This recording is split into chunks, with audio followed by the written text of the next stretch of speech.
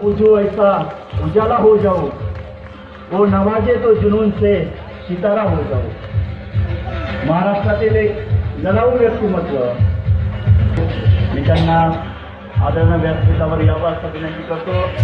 नगराध्यक्ष सुरेश दोडगे तसेच नगरसेवक दत्ता पाटील गोल्डे यांनाही विनंती आहे की त्यांनी व्यासपीठावर यावं. या ठिकाणी स्वर्गीय यशवंतराव चव्हाण यांच्या स्मृती जागवण्यासाठी या व्याख्यानमालेचं आपण आयोजन करत असतो. मी सन्माननीय व्यासपीठावरील भाऊंना व सर्व सन्माननीय अतिथींना विनंती करतो की आपण स्वर्गीय यशवंतराव चव्हाण यांच्या बस फोडून नव्हे तर तिची पूजा करून आंदोलन करणारा हा महाराष्ट्रातला एकमेव आंदोलक आहे. विरुगिरी हे त्यांचे आंदोलनही खूप गाजलेले. बच्चू कडू 2004 साली अपक्ष म्हणून पहिल्यांदा निवडून आले. ते आज सलग तिसऱ्यांदा आमदार आहेत. त्यांनी आतापर्यंत 18 लाख लोकांना रुग्णसेवा दिली आहे. बच्चू कडूंच्या पत्नी शिक्षिका आहेत. आजपर्यंत त्यांना स्वतःचे घरही नव्हते. अपंगांच्या आश्रमात ते आता एक छोटस आपलं घरटं बांधतायत. आमदारांच्या पगारवाढीला विरोध करणारे हे एकमेव आमदार आहेत. बच्चू कडू दरवर्षी पन्हाळगड ते विशाळगड पायीवारी करतात. गडकिल्ल्यांच्या भ्रमंतीचे शतक त्यांनी पूर्ण केलंय. बच्चू कडू हे सर्पमित्रही आहेत आणि आजही विधानसभेत त्यांचं हे कौशल्य आपण सर्वजण बघतो. यंदाच्या लोकमतच्या महाराष्ट्रीयन ऑफ द इयर या पुरस्काराने त्यांना सन्मानित करण्यात आले. हा पुरस्कार मिळवणारे बच्चू कडू हे पहिले अपक्ष आमदार आहेत. बच्चू कडूंनी 25,000 अपंगांना त्यांचा आत्मभान जागृत करून दिल्ली येथे भव्य मोर्चा काढून एका दिवसात दिव्यांगांच्या हिताचे 11 शासन निर्णय केंद्राकडून पारित करून घेतलेले आणि 30 महाराष्ट्र शासनाचे निर्णय पारित झालेले आहेत. दरवर्षी आवश्यक अधिकाऱ्यांना सोबत घेऊन राहुटी आपल्या गावी हा उपक्रम त्यांनी सुरू केलेला आहे. आता सध्याही तो उपक्रम याच काळामध्ये चालू आहे. परंतु केवळ पैठणकरांच्या विनंतीला मान देऊन आज ते या ठिकाणी आपल्यासाठी वेळ त्यांनी दिलेला आहे. सीएम ते पीएम, नागपूर ते वडनगर आसूड मोर्चा काढणारा एकमेव आमदार बच्चू कडू आहे. खऱ्या अर्थाने लोकप्रतिनिधित्वाचे जाण भान आणि ज्ञान असणाऱ्या या आमदार बच्चू कडूंनी आपल्यासाठी संवाद साधण्यासाठी मी आमंत्रित करतो. सर्वांनी प्रचंड टाळ्यांनी त्यांचं स्वागत करावं. आमदार बच्चू कडू.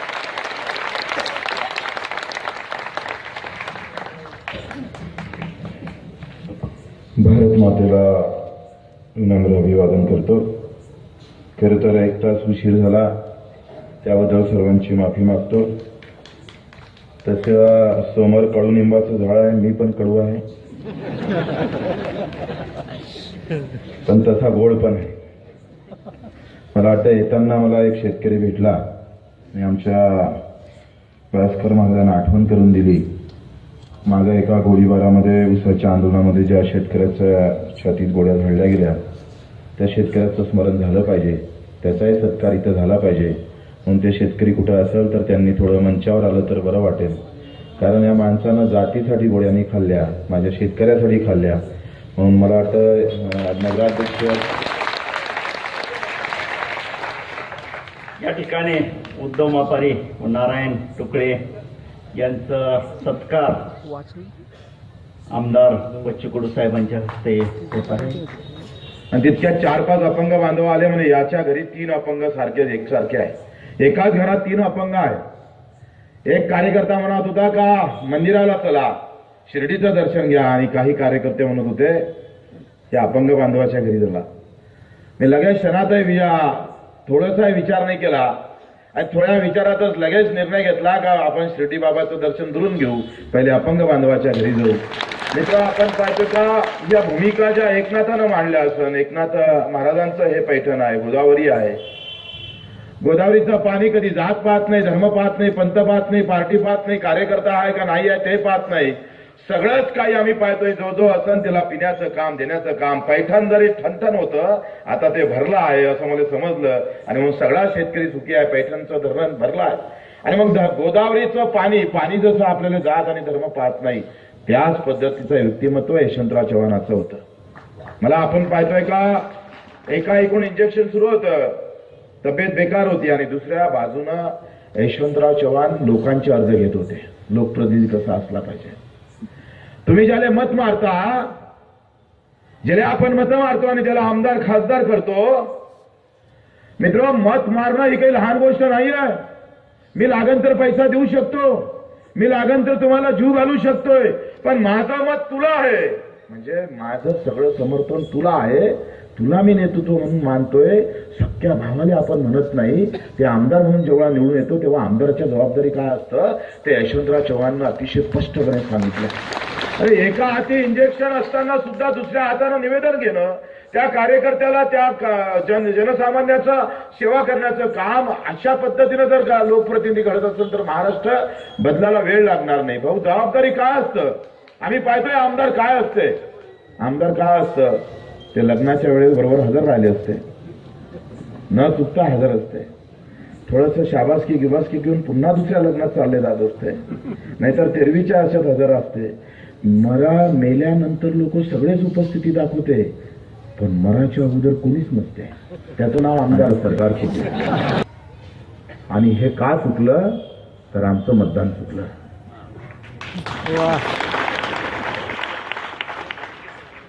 जेव्हा मतदान ही खऱ्या अर्थानं लोकशाहीच्या मार्गाने होत होईल, मित्र, मतदान कुठलंही असू द्या, ते नगरपालिकेची निवडणूक असू दे, ग्रामपंचायतची असू दे, विधानसभेची असू दे का लोकसभेची असू दे, तुम्ही आम्ही मतदान करताना इमानदारीनं, मी इथून गेल्यानंतर घरी झोपल्यावर विचार करा का मी खरोखरच मत कार्यकर्ता म्हणून मारतो का, त्याचं काम पाहून मारतो का. तुम्ही स्वतःला विचारा हा प्रश्न, मला नका सांगू. तुम्ही स्वतःला सगळं विचारा का मी जेव्हा मत मारलं आतापर्यंत ते मी कुठल्या उमेदवाराचं काम पाहून कधी मारलं का मत म्हणून. अरे असं जर झालं ना तर पार्टीची हिंदुस्थानात गरजच राहणार नाही, पक्षाची. सगळे अपक्ष निवडून येईल, पण तुम्हाला तर पार्टी पाहिजे, पार्टीत पार्टी पाहिजे, त्याच्यातही बंफर पाहिजे, व्हेज नॉनव्हेजही असते. अरे मत एवढं वाटवलं तुम्ही, आम्ही एवढं वाटवलं का त्याच्यावर एक व्याख्यान होते मत किती कसं वाटते, तर किती वाटवलंय आपण मत. सामान्य कार्यकर्ता याच्यानंतर निवडून येईल असं वाटतं का हो तुम्हाला. एखाद्याचा गरीबाचा पोरगा आहे, मी जसा निवडून आलोय, मित्र, मी जेव्हा पहिली निवडणूक उभं राहिलो आणि आम्ही असंच रुग्ण नेणारे माणसं, गावात एक दंगल झाली आणि दंगलीत काही नाव चर्चेला आमचं आलं. माझ्या नावानं काही वर्ग असा घाबरवत होता. मी तेव्हा शिवसेनेत होतो, भगवा दुपट्टा होता पायापर्यंत, आणि बच्चू कडू म्हटलं का दहशत होती अशी वेगळी, आणि लोक घाबरत होते, पण एकदम वेगळ्या भावनेतून भीत होते. आणि मी जेव्हा पाहिलं का ही शिवसेनेत असताना जेव्हा ही सगळी दहशत होती, ते काही कार्यकर्ते होते, पण बरेच वर्ग नाराज पण होते. आदरपूर्वक दहशत नव्हती, कुठेतरी गुंडा आहे, मारणार बाबा उद्या, अशा पद्धतीचं होतं. पण मी पहिला पेशंट नेला. माझा मित्र कबड्डी खेळता खेळता तोंडातून रक्त पडलं.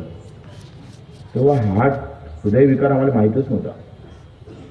पण तोंडातून रक्त पडल्यानंतर बऱ्याच गावचे त्यावेळेस एकूण 10, 15 वर्ष, 20 वर्ष अगोदरची गोष्ट, मूठ मारली असं छातीत मंत्रानं मूठ मारणारे प्रकार, म्हणजे तिकडे पाकिस्तानचे सैनिक नाही मरत, पण मूठ मारते इकडे,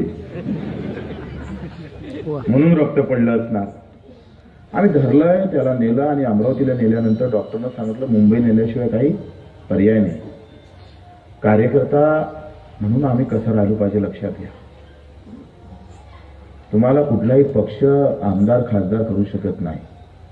कुठली जात धर्म याच्या पलीकडे जाऊन जर तुम्हाला कार्यकर्ता म्हणून आमदार खासदार व्हायचं असेल तर मी दाव्यानं सांगतोय, प्रामाणिकपणे काम करा लोकांचं.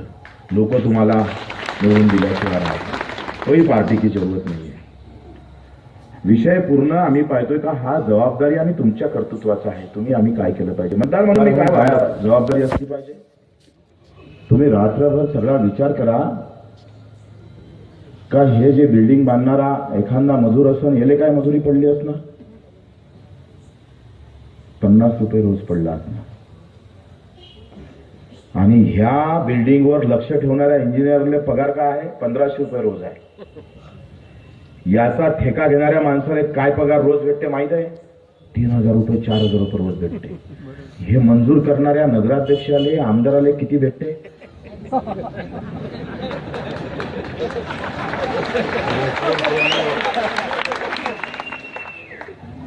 बिल्डिंग बांधली मजुरानं, पैसे कोणाच्या घरात गेले हो, कोणाच्या घरात जात आहे. आणि उलट नाव आमचं यांनी आणली म्हणून घ्या टोले. हे मतदारसंघात आल्यानंतर पहिल्या सगळ्या बिल्डिंगवर मी पहिले मजुराचं नाव लिहितो आणि त्याच्या खाली बच्चूकडूचं नाव लिहिलं जातं. शासन म्हणून आमची जबाबदारी काय आहे का ज्याचे कष्ट अधिक आहे, ज्याची मेहनत अधिक आहे. छत्रपतीच्या राज्यात हे घडाचं, जिसका उतना काम उसको उतना दाम मिलेगा. अरे काम तुमचं कमी आणि पैसे तुम्हाला जास्त होत असाल तर अशा सरकारची जबाबदारी त्याला सांगण्याचं काम जनतेतून झाली पाहिजे. तसा लोकप्रतिनिधी बाहेर आला पाहिजे. प्रश्न एका मजुरीचा नाही आहे, तो एका धर्माचा जातीचा नाही आहे. पण 70 वर्षाच्या या सगळ्या हिशोबामध्ये मित्र, तुम्ही शहरात गेल्यानंतर कटला वाहणारा आणि तुम्हाला वाहून घेऊन जाणाऱ्या माणसाला 10,000 रुपये देतो आपण. 1 किलो 2 किलोमीटरचं अंतर बिचारा 10 रुपयात समाधान होत आहे. 4 माणसं बसले असतं, हा पायामागं पायडल मागं एक पाय मारत असतं. एक पाय मारलं तर थेंबर रक्त आटतं, एवढी त्याची ताकद असतं. तरी देणारे माणसं फक्त 10 रुपये देऊन जातं. त्याच्यासाठी सुद्धा झगडा करताय. भिवंडीची दंगल लोक म्हणून तुमची जबाबदारी काय, तुमचे खोके खाली आहे. हे दोमागण आहे दिमाग. आपल्याला वाटते का बम आहे याच्यात, पण वो पुरा खाली आहे, काही भरलेलं नाही त्याच्यात. माझं स्पष्ट मत आहे, याच्यात आम्ही काही ठेवतच नाही. यानं सांगितलं ते इथं ठेवतो, इथून अधिक काढलं का तेल देऊन देतो. ऐसा हो गया, देख लेना भाई तू. भिवंडीची दंगल माहित आहे कशी झाली. लोकप्रतिनिधी तुम्ही आम्ही सगळे जबाबदार कसे असतं. मित्र, 15 रुपये सांगितले रिक्षावाल्यानं आणि रिक्षात बसणारा प्रवासी म्हणे 10 रुपयात ठरलं. कोण आहे? 1972ची दंगल आहे, 92ची. 10 रुपये 15 रुपये. आता प्रवासी बसणारा म्हणत होता 10 रुपये आणि रिक्षावाला म्हणत होता 15 रुपये. जिथं उतरला, म्हणजे आजचं जे वातावरण आपण पाहतोय दूषित व्हायला कारण जे काही आता व्यवस्था आपण पाहतो संपूर्ण हिंदुस्थानात जात धर्म पंथ आणि मी मराठी तू महाराष्ट्राचा मी गुजरातचा, याच्या पलीकडे काही दुःख संपले का, विषय संपले आहे का. सगळे चैनीत आहे वाटतं. घर बसल्या सगळं भेटते आहे का. कापसाचे भाव भेटले, उसाले भाव भेटला, आता सगळे प्रश्न मिटले म्हणून जातीचे टेमे उभे राहणं सुरू झाले. मित्र, 10 रुपये 15 रुपयावर झगडा झाला. भिवंडीच्या ज्या माणूस जिथं उतरला तो त्या गावचा त्या घरातला जवळ होता. रिक्षावाल्यानं हाणून मारलं, त्याच्या थोबाडीतलं रक्त निघालं जवायला मारलं म्हणून घरातले लोक आले आणि याचा पुरा मुर्दाच पाडून टाकला. हा जागेवर मेला. आणि ह्या जागावर मेल्यानंतर तिकडल्या महत्ल्या लोकांना माहीत झालं का आपणेवाला मेला. तिकडले लोक धावत आले, त्यांनी 4-5 इकडले मारून टाकले. इथले रात्री उठले, अधिक दुकान जाळले, तिकडले 10-15 मारले. 15 जण मेले होते. 15 जण. 5 रुपयाची गोष्ट आहे. अशा वेळेस आमची जबाबदारी काय असतं लक्षात नाही. व्यवस्थेवर घाला घालणारा म्हणजे पत्रकार असतो. त्या पत्रकार दिनानिमित्तानं सुद्धा सगळ्या पत्रकार बांधवांना शुभेच्छा देतो. मित्र, आम्ही जेव्हा उभं राहिलो तेव्हा पत्रकारिता होती. पेपरमध्ये लेख लिहिले जात होते. बच्चू कडूनं केलेलं काम एक पान लिहिलं जात होतं. सामान्य माणूस ते पान वाचून डोळ्यात पाणी येत होतं. एक पैसा आमच्यासाठी जमा केला जात होता. जेव्हा आम्ही केलो तेव्हा 2,500 होते. पेपरात बातमी आली एक ऐसा ही हमें उमदा उमेदवार जिसके पास 5,000 भी नहीं है और उसका नाम बच्चू कडू आहे. हे जेव्हा छापून आलं तेव्हा 2 दिवसात 25,000 जमा झाले आणि 5,000 लोक अर्ज भराले होते. ही संवेदना आहे, ह्या भावना आहे. आणि मग आम्ही पाहतो का तिथे हे सगळे पैसे 1-1 रुपये जमा करून लोकांना मला तेव्हा 20,000 30,000 रुपये वाचवले होते. निवडणुका हे लोकांच्या पैशातून 1 रुपया आणि 1 मत लोकांनी लोकांसाठी निवडून दिलेला लोकप्रतिनिधी. आता संपला आहे विषय. आता पार्टीच्या माणसानं पार्टीच्या कामासाठी पार्टीच्या भल्यासाठी निवडून दिलेला लोकप्रतिनिधी म्हणजे त्या पक्षाचा आमदार, तुमचा नाही, राज्याचा नाही, तो पार्टीचा आमदार आहे. हा एवढा बदल झालेला आहे. पक्षीय राजकारण आलं आणि इथं सामान्य माणसाचा आवाज दबलेला आहे.